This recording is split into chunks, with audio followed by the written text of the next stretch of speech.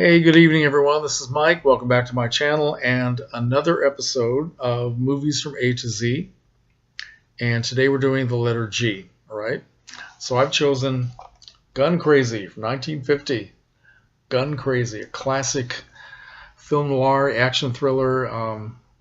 Just a great film. I watched it again last night. It's been quite a while since I've seen it and thoroughly enjoyed it. I was surprised at how fast it moves and lots of surprises, even though you know what's going to happen. So it doesn't make any sense at all. How can you be surprised when you know something's going to happen? Do you know I have had the worst time trying to get this video done. I have done this something like 10 times now, and I've stopped. I actually finished it all the way through. Didn't like what I did, so I thought I would do it over and over and over and over. So I don't know what the hell the problem is, but sometimes I just can't figure out how to talk about a movie, even if I liked it very much, which I do like this a lot. So let me just briefly go into the plot without giving way too much detail. At the beginning of the film, there's a young boy, maybe 10 or 11 years old. His name is Bart Terre, okay? And he is breaking a window in a pawn shop because he wants to steal a gun that's inside the window. So he reaches inside the broken glass, steals this gun, it's some ammunition, and he starts to run away. There's a big rainstorm coming down, so he slips in the street, and he looks up and he sees a policeman looking down at him. So little Bart Terre, played by Russ Tamblyn, by the way, Bart Terre is arrested, and the next time we see him, he's in court. And so we find out a little bit about Bart Terre from his older sister who raised him, one of his teachers, a couple of his childhood friends. They're all telling the judge what they know about Bart and why he did what he did. Turns out that Bart is just absolutely, well, he's gun crazy. He's fascinated with guns. He just needs to have a gun in his hand. He needs to own them, to look at them, to shoot them. And so he tells the judge himself that he doesn't understand himself why he needs to have a gun. It's just he feels like it's something that he was meant to do, to be firing a gun. And we find out something that happened when he was a few years younger. He was maybe 7 or 8 years old. He was playing with a BB gun in a barnyard where there were a bunch of chickens around, and he's just shooting at trees and fences and having a good time, and with the BB gun like a lot of kids do. And he looks at one of the little chicks, and he decides to shoot the baby chick.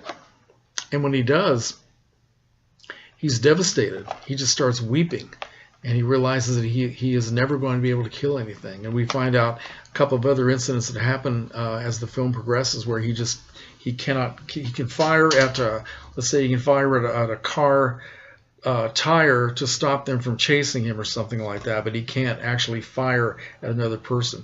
Well, so Bart is sent to reform school. After that, he goes to the army, and then he comes home when he's supposedly rehabilitated. He's in his 20s, and he's trying to resume his life with his sister, her children, his old friends.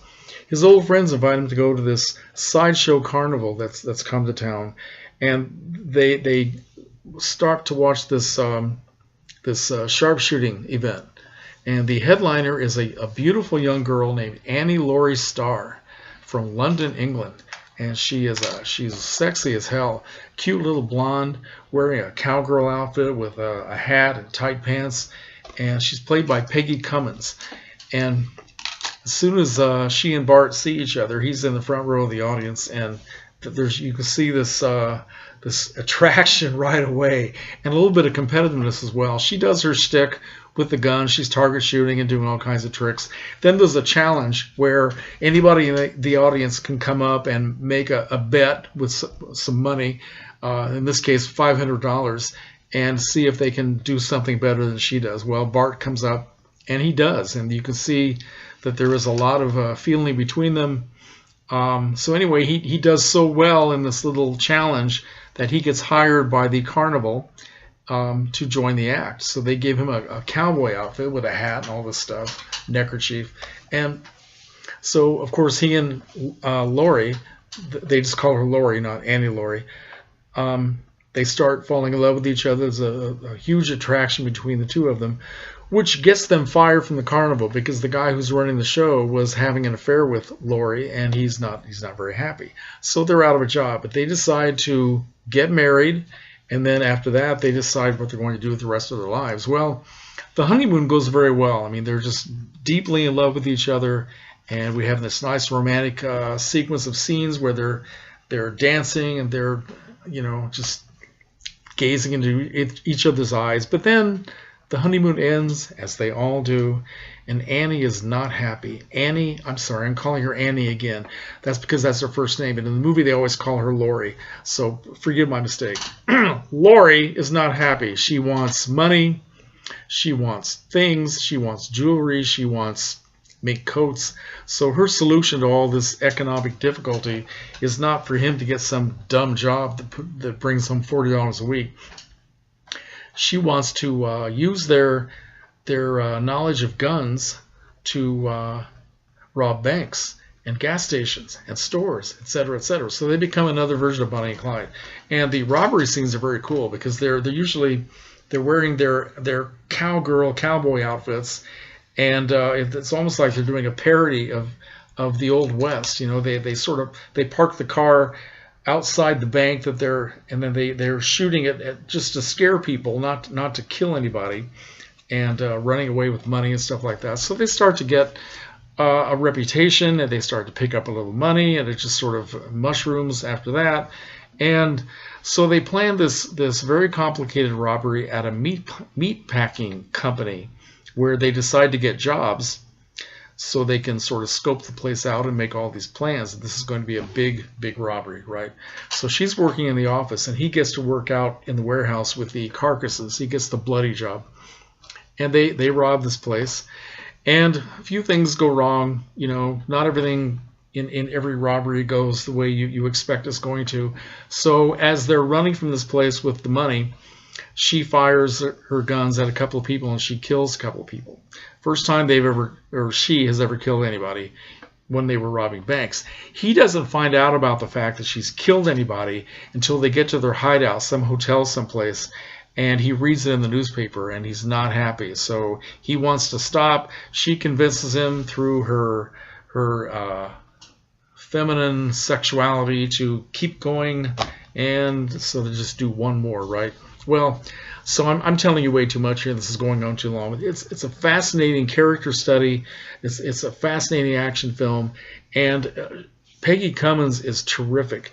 She plays a femme fatale that is a perfect match for anything that Barbara Stanwyck ever did. I mean, she's right up there with Phyllis Dietrichson in Double Indemnity. She's right up there with Anne Savage in Detour, or anything that Elizabeth Scott ever did. This is a perfect femme fatale, a strong, psychotic woman who uses her sexual wiles to control a man and ruin his life. And he is so weak. He's the perfect example of a weak man who is allowing himself to be ruined by a woman. He just lets it happen. They are just so attracted to each other. She's every bit as much obsessed with him as he is with her. Maybe from her point of view, it's the fact that she is someone who needs to dominate a man, and she's found the perfect man to let it happen. Anyways, it's a terrific movie. Peggy Cummins was an Irish actress who was actually born in Wales because her parents were visiting there at the time she was about to be born. But of course, she was in English films starting in the 1940s and came to America in the mid-1940s to do a film called Forever Amber. She was invited to come to America by Darryl F. Zanuck, 20th Century Fox. And they started making the film. It probably would have made a big name for her, but then they decided to replace her with Linda Darnell, so that did not work out. She made a few films in America that didn't get a lot of attention. She went back to England and then was invited to come back in 1950. Actually, this was filmed in 1949 to do Gun Crazy, and that was her last American film. She went back to England after that and never worked in Hollywood again. But this gained her quite a reputation over the years as a cult film. Of course, she has a British accent in real life, but she played this with an American accent, which has kind of an interesting edge to the way she pronounces words, and her voice is really phenomenal. Just the way she sounds as she's doing all these crazy things. And it's interesting because I was watching this last night and I was looking at her appearance, and I was thinking she reminded me a lot of Veronica Lake in some of the film noirs of the 1940s. And I found out in reading something today that she actually was Veronica Lake was the first choice to play this role, but that didn't happen. John Dahl had made his film debut in 1945 in a film called The Corn is Green at Warner Brothers.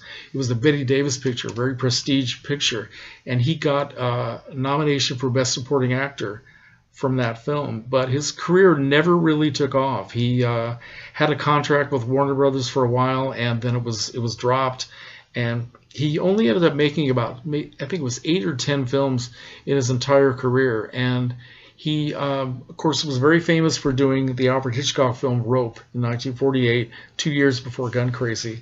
And he will always be remembered for that. But he went 8 years between films. He did Spartacus in 1961 for Stanley Kubrick, and that was his first film in 8 years. He made one more film after that, and that was pretty much the end of his acting career. He died very young at the age of 50. But Peggy Cummins lived to the age of 92. She died a couple of years ago. Fascinating. She was also well known for a horror film called The Night of the Demon, made in 1958. And, of course, several years older than she was, playing Annie Lower Star, but still a very beautiful woman and a good actress. Highly recommended. Directed by Joseph H. Lewis, who was pretty well known for doing B films. And he also directed one of my other favorite film noirs, a film called The Big Combo in 1955, which I also highly recommend. So, Gun Crazy, if you haven't seen it, please give it a chance. It's a terrific movie, and comments are welcome. 12 minutes. Sorry.